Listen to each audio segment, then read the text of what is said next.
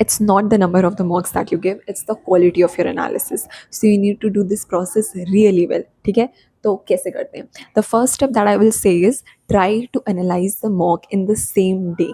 ठीक है, अगर मैंने आज 2 से 4 बजे मॉक दिया है तो जितनी जल्दी हो सके उतनी जल्दी उसे एनालाइज करने की कोशिश करो. थोड़ा देर का ब्रेक ले लो, 5 बजे से स्टार्ट करो, 6 बजे से स्टार्ट करो, बट जितनी जल्दी हो सके उतनी जल्दी एनालाइज करो.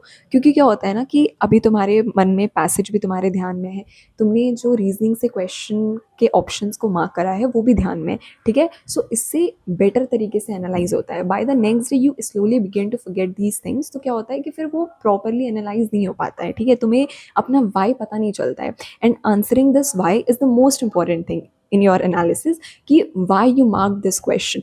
अगर मैंने बाकी ऑप्शंस को मार्क नहीं करा तो मैंने बाकी ऑप्शंस को मार्क क्यों नहीं करा. हमें बस ये क्यों ही पता करना है पूरे एनालिसिस में. ठीक है, तो ये हो गया कि जिस दिन मॉक दिया है उसी दिन एनालाइज करना है. ठीक है, the next step is, suppose मैंने इंग्लिश के सेक्शन से स्टार्ट करना शुरू किया. ठीक है, मैंने पैसेज पढ़ा. अब मैंने क्योंकि उसी दिन एनालाइज किया है, एनालाइज कर रही हूँ, तो वो पैसेज मेरे ध्यान में है, उसका ब्रीफ आइडिया तो ध्यान में है. अब मैं धीरे धीरे अगर वो चीज़ भूल भी रही होंगी तो मैं क्या करूँगी, जल्दी जल्दी से ऊपर ऊपर से स्किम कर लूँगी कि ओके ओके ओके ऐसा ऐसा है, तो मैंने जल्दी से स्किम कर लिया. ठीक है, then I will go to the question, I will read the question and then I'll go to the option. Suppose question number 1 में I marked option C. अब एनालिसिस के टाइम पे आई हैव टू आंसर कि मैंने सी को ही क्यों mark करा. Why did not I answer और मार्क ऑप्शन ए, बी और डी. ऑप्शन सी में ऐसा क्या था कि मैंने सिर्फ उसको मार्क करा. This is something that you need to find out. ठीक है, मैंने ऑप्शन ए को या बाकी ऑप्शंस को किस तरीके से एलिमिनेट किया. वॉज इट कि ऑप्शन ए थोड़ा सा एक्सट्रीम था कि मैंने उसको मार्क नहीं करा. वॉज इट कि ऑप्शन बी जो था उसमें रीजनिंग थोड़ी सी इनकम्प्लीट थी. प्रॉपर जो पैसेज में जो ऑथर बात हो कर रहा है या कर रही है वो बात उस ऑप्शन में नहीं हो रही थी, इसलिए मैंने बी को एलिमिनेट किया.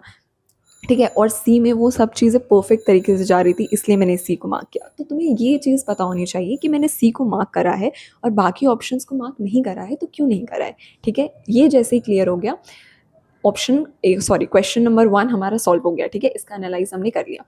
Let's move to question number 2. Question number 2 मैंने करा, इसमें मैंने ऑप्शन डी मार्क करा है. ठीक है, और मान लो वो सही भी हो गया है. ठीक है, बट जब मैं एनालाइज कर रही हूँ तो मेरे मन में क्या आ रहा है कि मैंने ना इसको तुक्के से मार्क करा. मतलब मैंने इसमें बहुत ज़्यादा सोचा नहीं, मैंने बस इसको मार्क कर दिया क्योंकि ये ऑप्शन मुझे अच्छा लग रहा था. ये चीज़ नहीं रखनी है एनालिसिस के टाइम पे. अगर तुम्हें ऐसा लग रहा है, ठीक है चलो मॉक में तुमने गेस वर्क कर लिया. गेस वर्क अक्सर हो जाता है कि हम सोचते हैं कि यार ये थोड़ा-सा अच्छा लग रहा है, पता नहीं कुछ तो है कि ये अच्छा लग रहा है. हम अक्सर ऐसा मार्क कर देते हैं, बट एनालिसिस के टाइम पे हमें यही फिगर आउट करना है कि ये अच्छा क्यों लग रहा था. तुम्हें इंस्टिंक्ट अंदर से आ रहा था कि दिस ऑप्शन इज़ अच्छा, तो ये अच्छा क्यों आ रहा था ये तुम्हें एनालिसिस के टाइम पे पता चलेगा. ठीक है, मान लो मैंने ऑप्शन डी के जो आंसर की में एनालिसिस है वो पढ़ा कि भाई इसमें ना ऑथर जो बात कर रहा था वही बात इसमें लिखी हुई है. तो ये क्या होगा कि इस तरीके से मेरा वो जो वेग आंसर था कि मैंने इसको मार्क करा क्योंकि अच्छा लग रहा था, ये गैप कंप्लीट हो जाएगा और मुझे एक प्रॉपर रीजनिंग मिल जाएगी कि why the author has mark this option. ठीक है, सो हमें ये फाइंड आउट करना है. बहुत बार ऐसा होता है कि हम किसी ऑप्शन को एलिमिनेट ये सोच करके कर देते हैं कि ये ऑप्शन अच्छा नहीं लग रहा है. तो ये नहीं करना है. हो सकता है कि that option was out of the scope. ठीक है, हो सकता है उसमें उस ऑप्शन में जो बात हो रही थी वो पैसेज में नहीं की गई है, तो वो हमें अच्छा नहीं लग रहा है. बट हमें ये नहीं बोलना है खुद को कि ये ऑप्शन अच्छा नहीं है. हमारे पास रीज़न होना चाहिए कि ऑप्शन अच्छा क्यों नहीं है. ठीक है, तो आपको वेग आंसर नहीं रखने हैं, खुद को आपको क्लियर करना है, अपनी रीजनिंग को क्लियर रखना है कि ये ऑप्शन क्यों नहीं होगा. ठीक है, दिस इज़ क्लियर. तो बस इसी तरीके से करना है. सही आंसर हो गए, गलत आंसर हो गए, ये तुम्हारे सही आंसर. देखो तुम्हें सही आंसर्स को भी एनालाइज करना है, गलत को भी एनालाइज करना है. अगर मैंने हो सकता है थर्ड क्वेश्चन जो मेरा है वो मैंने गलत कर दिया, हो सकता है उसमें मेरी वोकैब क्लियर नहीं थी, या हो सकता है उसमें मेरा कंसेप्ट क्लियर नहीं था. ठीक है, कुछ भी हो सकता है, गलत रीजनिंग हो सकती है. मेरी जो रीजनिंग थी वो ऑथर की रीजनिंग से मैच नहीं कर रही है, तो अब मैं क्या करूँगी, तो अपनी रीजनिंग को ध्यान में लाओ कि तुमने ये ऑप्शन क्यों मार्क करा जो गलत हो गया, और ऑथर की रीजनिंग को ध्यान से पढ़ो. ठीक है, जब दोनों की रीजनिंग हो जाएगी ना तो दोनों की रीजनिंग को कंपेयर करने की कोशिश करो कि तुम्हारे रीजनिंग में क्या मिसिंग है जो ऑथर की रीजनिंग में है. ठीक है, तो धीरे धीरे खुद को मतलब उस तरीके से ट्रेन करना है टू थिंक लाइक दैट. ठीक है, to answer like that, like the answer की, जैसे आंसर की में आंसर है, जो रीजनिंग आंसर की में है उस तरीके से तुम्हें अपने ऑप्शंस को मार्क करना है. ठीक है, ये चीज़ बहुत इंपॉर्टेंट है. ठीक है, देन हम कुछ कुछ क्वेश्चंस अनअटेम्प्ट कर देते हैं। अनअटेम्प्ट करने के भी अलग अलग रीजंस हो सकते हैं कि तुम्हारी रीडिंग स्पीड अभी भी कम है, कि सारे क्वेश्चंस को रीड नहीं कर पा रहे हो, जिसकी वजह से कुछ कुछ क्वेश्चंस छूट जा रहे हैं। हो सकता है कि ये क्वेश्चन, कोई पर्टिकुलर क्वेश्चन हार्ड आ गया, या ये कुछ ऐसे कंसेप्ट से आ गया जो तुमने पढ़ा नहीं था। तो कुछ भी रीज़न हो सकता है, ये रीज़न को फाइंड आउट करना है हमें एनालिसिस के दौरान। ठीक है, बस इतना ही है, बहुत सिंपल चीज़ है, हम इसको ज़्यादा कॉम्प्लेक्स कर देते हैं। just make sure that you answer this why in your analysis, during your analysis, that why a particular option and why not the other options। ठीक है, एक ऑप्शन में ऐसा क्या था जो दूसरे ऑप्शंस में नहीं था। ठीक है, और तुमने क्या मार्क किया, तुमने क्या सोच कर मार्क किया, और आंसर की में क्या सोच कर वो लिखा गया है, इस चीज़ को बैलेंस आउट करने की कोशिश करनी है। और ये चीज़ प्रैक्टिस से धीरे धीरे हो जाती है। ठीक है, इसलिए टेंशन नहीं लेना है।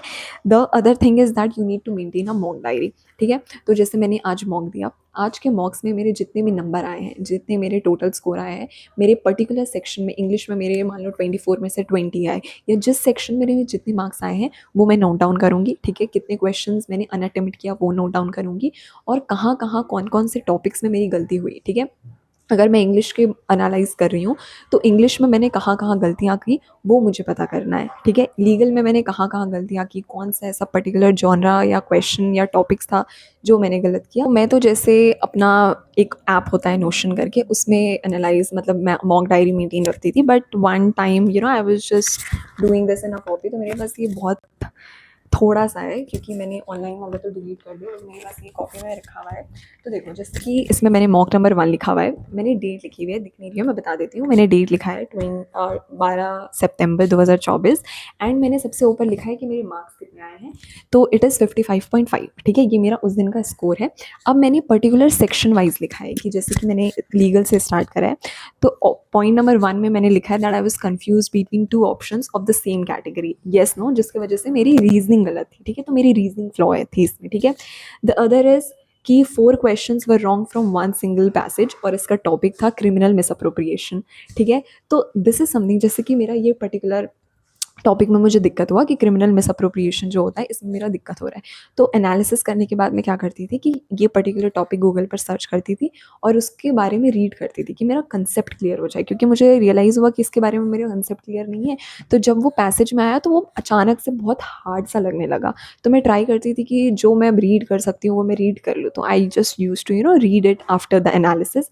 The third point I have written is, भाई how are you not still reading the options carefully. तो बहुत बार ऐसे होते थे कि मैं, this is very silly mistake, कि जब आप क्वेश्चन ठीक से नहीं पढ़ते हो, या कोई पर्टिकुलर ऑप्शन ठीक से नहीं पढ़ते हो, या पैसेज के कोई वर्ड ठीक से नहीं पढ़े, जो की वर्ड हो सकता है।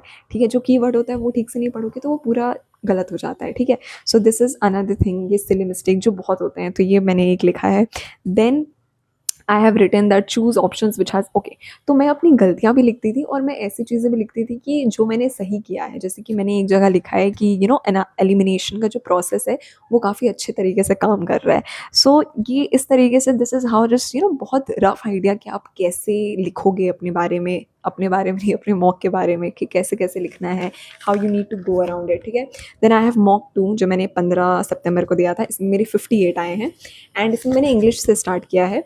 सॉरी, ये लॉजिकल है, एंड इसमें मैंने लिखा है कि मेरी वीकनिंग ठीक से नहीं कर रही है, रिजॉल्विंग पैराडॉक्स में जो टॉपिक है उसमें मुझे दिक्कत आ रही है। ठीक है, सेंट्रल थीसिस में सारा की पॉइंट्स होता है जो मैंने मिस कर दिया उस दिन, and I did not understand the passage properly.